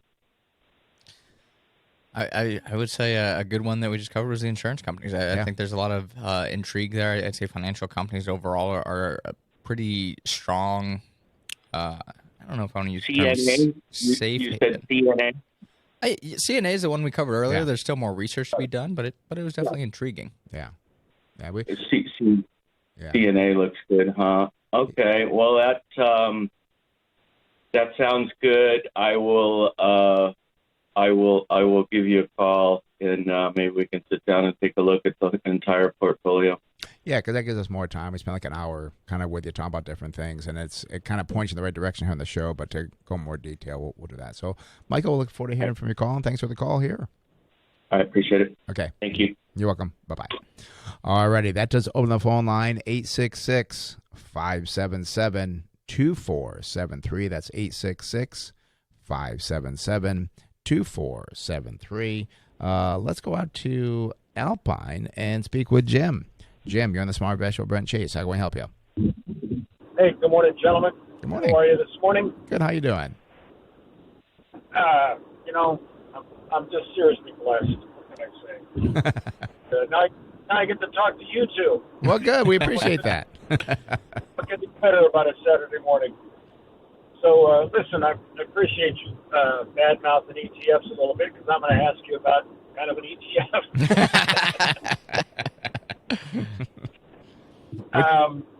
Pace, last week I asked you about the return of dividend or on capital versus return of capital, and I have a fund HTD. It's a John Hancock mutual fund, I believe, although it seems to trade like an ETF. And I'm just wondering if there's a place when I review the quarterly reports and stuff, if I can find out what a company's that's the HTD is what brought up the question. Mm-hmm. But if there's a place to find out what a company's investment or dividend strategy is, what are their thoughts about paying dividends? Is that in those reports? What is it, the Q10? Forgive me if I can't recall the correct letter and number. 10Q, 10K is what you're thinking with the SEC filings. I presume ETS file those as well. I know they filed some. They filed something. They filed. I know kind of quarterly holdings, their reports, what's in there.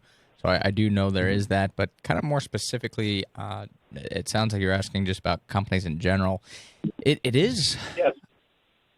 I'm going to say guidance. A lot of times analysts, like if you read the conference calls from businesses as well, a lot of times the analysts will ask, well, what's your capital allocation strategy? And, well, we had a capital allocation plan to buy back stock. We did this amount last quarter.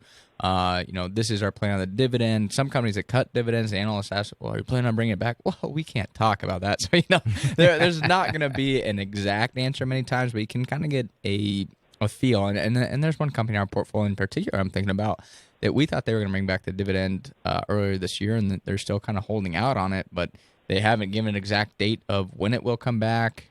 It seems like it will come back at some point, but just haven't given that exact date yet. So it's, I don't want to say gut feeling, but you got to kind of read the conference call and read into what management is thinking. look at the cash flow. If cash flow is increasing, they've had a history of increasing dividends. That could be a likely thing that could continue as well. So I'm going to say analysis paired with some estimations as well. And one thing I was looking for you here as well, Jim, was and again, this is John Hancock Tax Advantage Dividend Income Fund. Now, what I looked at, which kind of worries me, is that the dividend yield 6.7%. Now, there's not very many companies out there that are paying a 6.7% dividend. So I'm kind of curious how they got that. I'm trying to find this for you, and then nothing's coming up. But I do believe they're doing some type of option strategy here to enhance that dividend, or they're putting high-yield bonds in there. But even high-yield bonds right now, a high-yield bond now is considered paying 5%. So I just don't know how they're coming up with this 6.7% dividend. And if it sounds too good to be true, it probably is. I do see the range of the ETF was a high of $25.98. We're right now on $24.58, but the low was $18.42. Now, it just worries me, and I wish I had more data on here for you to find out what they're investing into, but I just have a feeling when you find that, it's not going to be very good. And if you can't find it, I always tell people, if you can't find something, you can't get the answers, you're better off selling, because you can't get the answers, you don't know what's going on with it, as opposed to waiting and hoping, and all of a sudden it drops 25%. And I saw this, I started investing back 40 years ago. I saw this when I was first in the industry. I worked for a large bank in San Diego, and they said, oh, yeah, sell these funds. The yield is great on them, and so forth. So I was new. I was listening to the guys I thought knew more than me.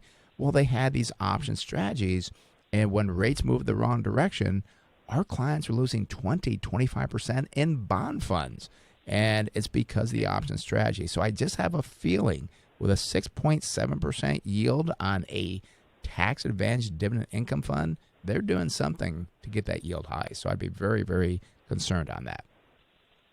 Well, yeah, Brent, that's why I brought up the return of capital versus return on capital, because to get that yield, they could be doing return of capital to help enhance that yield versus return on capital. That's what fostered the whole question in the first place. Yeah, that is interesting. Yeah, because they could be just essentially, it's a great point, Jim, just returning the capital, which would in theory just reduce the price of the fund. But it's like, oh, here you go, we did a distribution, but it kind of comes out of the price of the fund as well. So that's a great point that you bring up, Jim. Yeah. And I'm sorry, I thought for sure I had some place where I can see the holdings of this. And that's what's weird. I swear we've looked at something like this as well most of the time on funds, and I wonder if it's because it's a closed-end fund, but open-ended funds, most of the time we can look at the holdings. ETFs, we can look at holdings. I don't know if it's just a closed-end fund. Yahoo's having some struggles with this as well, but I can't look at the holdings on this. We'd have to probably look at one of the recent reports. From the That's company. what I figured. Cues or something. Yeah, if you're going to hold on to it, definitely worth the research, because I don't think you're going to get out of this what you want. It's just, well, again, if it's a closed-end fund, it could be trading at a discount, causing the higher yield. So another question there. I wish we had more answers than questions for you, but we got more questions that need to be answered on this. But I just don't. I feel uncomfortable. All right. Well, I'm sorry. I don't know another show that you guys could call and get any answers. Yeah, there is no other smart investing show. Everybody else is talking about other things, not about direct investing. All right, Jim. All right. It's always a pleasure. Have a great day, gentlemen. You too. Bye-bye. All right, that does open the phone line, 866-577-2473. That's 866-577-2473. And it's very disappointing not to come up with that information, because you want to get it, should be there. And when it's not there, it kind of worries me even more that you can't get to it. So, and I did want to bring up too, we did get another question on Facebook. I wanted to bring this one up. Sure. Yeah, and I just sent it over to Brendan as well, because he can't see this, but it was on our messenger rather than just on our page. Okay. So I wanted to pull this up. It was from a Keith. He has a question for the show. Microsoft stock seems to be racing up in price, while Crapple of China and LBM are both rather stagnant in price over the last year. So a nice little Crapple, is that what you said? Yeah, I think he made a little nickname for him, like Crap. Apple. Okay. Okay. God, okay. I'm guessing he's not fans of IBM and Apple here. But he said, who is really the most honestly valued and likely to continue to grow in value compared to those three? So it was Apple, Microsoft, and who was the third one? I think he said ILBM, like IBM, but like ill, like sick. So kind of fun play on words there. I mean, obviously, we can run over the numbers of one or two of them, but what we know on Microsoft and Apple, they're very, very expensive on the valuation ratios. We have seen, now again, we saw this in the beginning of the year. Are we seeing it again? Because at the beginning of the year, we saw these Apples and Microsofts pull back as the 10-year Treasury went up. Well, the 10-year Treasury has been kind of floating up again. I think it passed 1.3% on the 10-year yield. And then we're seeing the Microsofts and the Apples kind of push up against the ceiling, not be able to get past it. If we continue to see interest rates rise, I think they could have more of a problem. Now, I think if we look at the numbers on IBM, we would see some good valuation ratios. What worries us on IBM is the amount of intangible assets that could be written down, causing a problem. And I think they also had a lot of debt on their balance sheet, which is why we don't get into IBM, even though they had a good dividend yield. And wasn't it Warren Buffett had it and made no money for like 3-4 years or a very small amount? It was several years, and he eventually kind of just, I'm gonna say, threw in the towel on it. So this is, and it's funny because Warren Buffett, he didn't buy tech for years, and then he bought IBM and didn't do well on it. But then he bought Apple and did very well on Apple. So kind of interesting how that worked out for him. But it is interesting when you look at the valuations on these big tech companies. I mean, we've talked about it before on the show with Microsoft, Apple in particular. I mean, these companies are now trading at over 30 times earnings in many cases. And we're saying, well, what are they going to do? Trade at 40 times earnings? Again, as a reminder, the historical average is 16.6. How are you going to get multiple expansion? You're essentially limiting yourself to whatever the earnings growth is going to be, because I don't foresee the multiples expanding. I see it much more likely the multiples contract, which means if multiples contract, the stock price would fall. Yeah. So you got to be very careful, and you got to look at what you're paying for these businesses. Microsoft, I think, has done a phenomenal job. I think the CEO is wonderful. I think he's really transformed that company. But at what price do you pay for that company? Yep. I mean, that's what it really comes down to. So I'm not a fan of big tech in this situation. IBM, not a fan of IBM. There's just too much debt. There's some big tech that I think is reasonably priced, that's strong. It's not the sexy tech, but I think there's some opportunities there. But the three that we just covered, I wouldn't go towards any one of them. Yeah, and actually, there's a time you don't buy tech. I mean, back in the tech boom, I mean, it got to a point where you couldn't find tech to buy. It's the same thing now. And I again, Microsoft, Apple, great businesses, but it's a business. And what do you pay for it? Because if you pay too much, like anything, it's going to fall down. So I think what Keith has to do is give us better options of something we can say is a good value. Maybe you should look at an insurance company versus the tech companies, because there's very few. I think we found a couple of tech companies we've kind of liked and so forth that trade reasonably, and they're not going to jump 100% going forward. But they're good long-term hold tech companies, and I think what's going to happen with the IBM, and not the IBMs, the Microsofts and the Apples of the world, they may not have a big pullback, but I think people will be very disenchanted 4 or 5 years down the road, because that multiple expansion, this happened before back in, I think, 2005 through 10 or something, where the stock just did this trading range as the earnings kind of caught up to the high valuations. That's what worries me. And then people, stocks, you don't make any money. Well, you overpay for something, you're not going to make money. So, all righty. Phone number is 866-577-2473. Let's head up to Lake Forest and speak with Steve. Steve, you're on the Smart Investor with Brent Chase. How can we help you? Good morning, guys. I wanted you to look at Danamere. Do you hold No, that? I don't own it yet. Okay, thinking about buying. My group's going to buy it. Yes. Okay. Well, let's take a look at Danamere Scientific Incorporated, symbol DNMR. Chase? Yeah, I'm going to tell you here, Steve, not getting a lot of information. It looks like they recently reported earnings, but it looks like things are released. It's very, very strange. I'm not sure, again, if this has to do with the recent earnings release, but a no PE multiple. Current price to sales, well, that's 26.2 compared to an industry average of 2.1. Current tangible price to book value, well, that's 3.9, below the industry at 35.5. No price to cash flow, no dividend. Sales growth isn't listed for whatever reason, and neither is earnings growth. So I'm wondering if it is paired with a lack of information on the income statement as they perhaps released earnings recently. Current ratio, though, wow, 15.6. I'm guessing this is some type of biotech company or something, because, I mean, that is what's fabricated plastics and rubber is the industry. What's the quick ratio?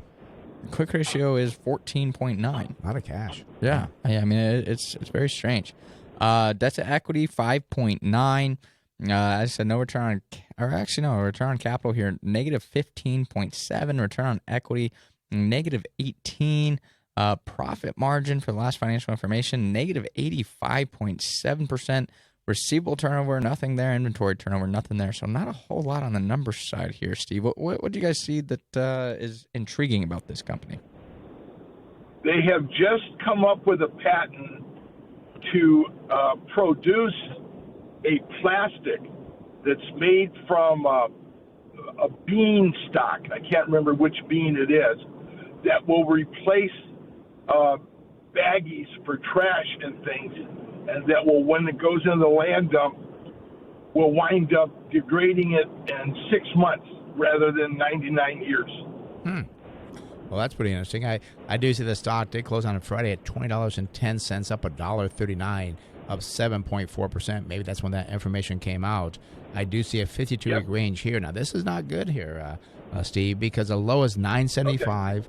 But the high, $66.30. It's now, as I said, $20 a share, so a big decline from there.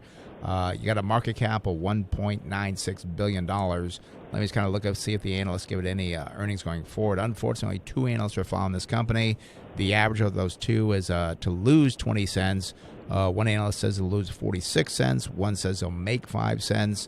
So this is one of those home run type ones to where if this baggy situation, we'll call it, does do well, sounds pretty good, the stock could do very well, but many times you get to market, doesn't work that well, distribution doesn't work that well, so definitely a high risk gamble here, something that we would not invest into, but if it does work, I mean, the stock could go up multiple times, but we would just not recommend for our type of portfolio to invest in this at all. Yeah, because it's definitely going to be, it's definitely going to be dependent on, they likely don't have any contracts or anything right now. They just came out with the technology, so there's a lot of uncertainty, I'd say, with it. And as Brent said, could be a home run, could be a strikeout as well there, Steve. So be careful.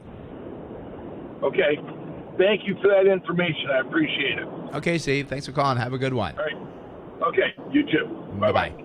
I will say something very quickly. Sure. They partnered with Mars bars, or the company, the candy bars. Oh, the candy bars, yeah. And they're going to make biodegradable wrappers for Skittles and other candies too. So that is helpful. And I was thinking too, as Steve was talking and we were talking, sometimes too, what can happen is that you have your other big companies, and I'm trying to think of like some of the big. Maybe Hershey's comes in. Well, not Hershey's, but the bagging companies. He talks about the baggies. I want to say Huffy or something. We buy them all the time, these big plastic bags and so forth. They might really kind of... Hefty? Hefty, there we go. Hefty, not Huffy. Hefty. To where they're going to try to push them out of the market, where they'll pay more to get that ideal space in the grocery store where people are buying, so that this new company, they're buried somewhere else down there. So that can kind of happen. I mean, it could be like an acquisition for like a Kimberly-Clark type company that does a lot of kind of household products and things of that nature. Another thing that you got to be cautious of is, depending how strong that patent is and how easily it could be replicated or kind of, I don't want to say duplicated, but a similar type technology, is you could look at the bigger players, invest in it, buy it, come up with their own technology. Because we've seen this before with other large companies. They have competitors, and I hope this company gets purchased by a large company. Large company says, we don't want to pay that much for it. We're just going to create our own. Yeah. So we know it can be done, so we can figure it out if we spend $1 billion, which they have many times. Yeah. So that's always something you got to be careful of with kind of hoping that a company gets acquired or something of that nature. Yeah. Let's try to take one more call before the show is over. Let's go out to San Diego and speak with Mike. Mike, you're in the Smart Investment with Brent Chase. How can we help you? Well, I'm looking at a company, BHP Group, which is a global resource company out of Australia. Seems to be on sale a little bit. I thought I'd hear what you have to say. Okay. Chase, what do you have for numbers over there? And I see it as an Australian company, so I'm just kind of updating the information here to look at the competitors. So, again, we're going to take a look here at BHP Group. The ticker symbol here is BHP, and unfortunately, I just got that circle of death that's just spinning round and round. There we go. Perfect timing. So, current price to earnings for BHP Group, wow, 14.9, below the industry average of 18.6. Also interesting, it looks like they're comparing against a lot of the oil producers like Exxon, Chevron. It looks like also Freeport-McMoRan is in there as well. So it looks like just kind of different commodity companies is what they're comparing against. But current price to sales, 2.7, which is below the industry average of 2.9. Price to tangible book value at 3.2, also below the industry average of 4.8. And current price to cash flow, that stands at 7.9, while the industry's at 9.6. Holy cow, you get a dividend yield of 9.0%. And the company uses just 45% of their earnings to pay that out. So that appears to be quite sustainable and a very, very nice yield. Now, sales growth over the last 12 months, up 42%, while the industry only climbed 36%. And earnings growth over the last 12 months, well, that's up 42%, while the industry was up 640%. Financial strength, current ratio stands at 1.6, and total debt to equity of 40.9. Pretty strong balance sheet for this business. Return on equity for the business is 22. That's strong. Profit margin for the business stands at 22%, while the industry is at 15.8%. And that receivable turnover of 12.9, also above the industry average of 10. No inventory turnover. What are we looking like going forward here? Well, I did want to see what BHP does, and the BHP Group engages in the natural resources business in Australia, Europe, China, Japan, India, South Korea, rest of Asia, North America. They are in to operate petroleum, copper, iron ore. It's a natural resources type business, which can do very well, but can also do very poorly as things change on you. And that's why I'm surprised that big dividend a resource company would pay that. I do see that on Friday they closed at $66.58, up $1.75, about 2.7%. The 52-week range, or just about the middle of that, at $66 a share. The low's been $46.90. The high's been $82.07. They do have a very large market cap of $169 billion, but unfortunately here, no analysts. So you have no look into forward of any experts saying this is what we think the company's going to earn going forward, which leaves you a lot of research you have to do on your own because you can't come up with a target sell price. So I don't like doing that. We won't buy a company without an analyst giving us some preview of the earnings going forward. All righty? Well, you bet. Still looks good to me.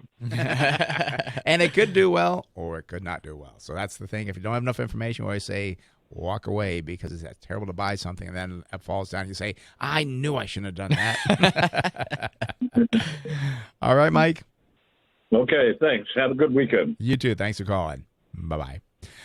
Chase, I did want to mention one more time about the YouTube channel because, again, we do some great things on there. We really see the subscribers, I think, growing quite a bit. So why don't you tell it again? Yeah, and it's funny. We got a couple calls on some companies we've covered, so it could give you a little bit more research on it. So go to our YouTube channel, Smart Investing with Brent and Chase Wilsey. Look at the weekly stock analysis portion of it, and that's where you'll see different companies we cover. Yep. All righty. Well, thank you for listening to Smart Investing Show. It is for informational purpose only and should not be used as investment advice. If you'd like to discuss in more detail your investment needs, have other investment questions, feel free to call myself, Brent Wilsey, or Chase Wilsey at 858-546-4306. That's 858-546-4306. Or visit our website, smartinvesting2000.com. That's smartinvesting2000.com. And for more daily educational information along with investment tips, go to our Facebook page, Smart Investing with Brent and Chase Wilsey. Today's show is sponsored in part by Thomson Reuters Refinitiv. Closing song, Frank Sinatra's My Way, is performed by local entertainer Roman Palacios. Have a great day. Thanks for listening. We'll talk more next week right here on the Smart Investing Show. And may I say, not in a shop. This program is sponsored by Wilsey Asset Management.